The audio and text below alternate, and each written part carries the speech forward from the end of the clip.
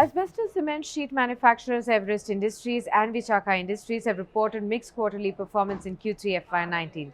Let's look at the quarterly performance of these companies to understand the sector dynamics and the way forward in this three-point analysis. 1. How has Everest Industries performed in Q3 FY19?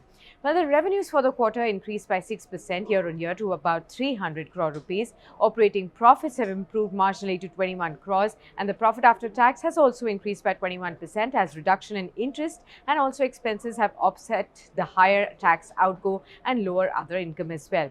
Now, volume growth of the building products have also tapered to 5% in Q3. Now, steel building segment had a subdued quarter as the volumes were down 10% year-on-year. Now, higher share of value-added products have actually driven the realizations as well as margins higher as well. However, the underlying volatility in the steel prices continue to have a bearing on the margins on a quarterly basis. Now, the company appears well positioned to grow as the building product segment may get a boost from the increased government spending on infrastructure as well as on the rural segments. Now, also the strong order book of steel segment provides a decent earnings visibility over the next 12 to 18 months. 2.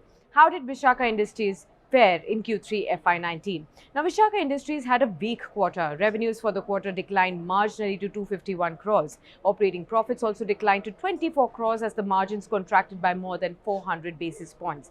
Now, the revenues for the building product segment were down 4% year-on-year due to double-digit decline in asbestos cement sheet volumes. Now, profitability of the segment was hit by a combination of forex losses, lower sales volumes, and higher selling expenses as well.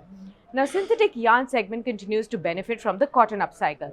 While the volumes came in flat, higher realizations boosted the performance of this segment.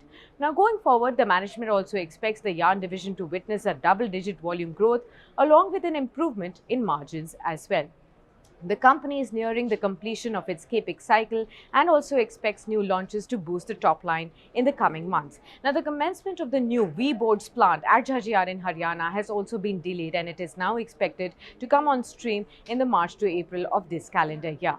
3. Where should investors now place their bets? Well, if you see, the profitability of Visaka Industries is expected to remain subdued in the near term, as the expenses related to the new product launches will definitely continue to drag its bottom line for the next 1 to 2 quarters.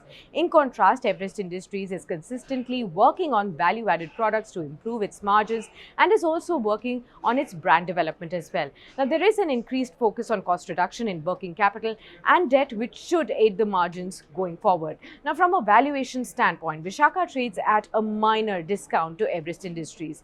Everest appears to be a better pick between the two, as the company also has better return ratios and is anticipated to grow faster than its peer.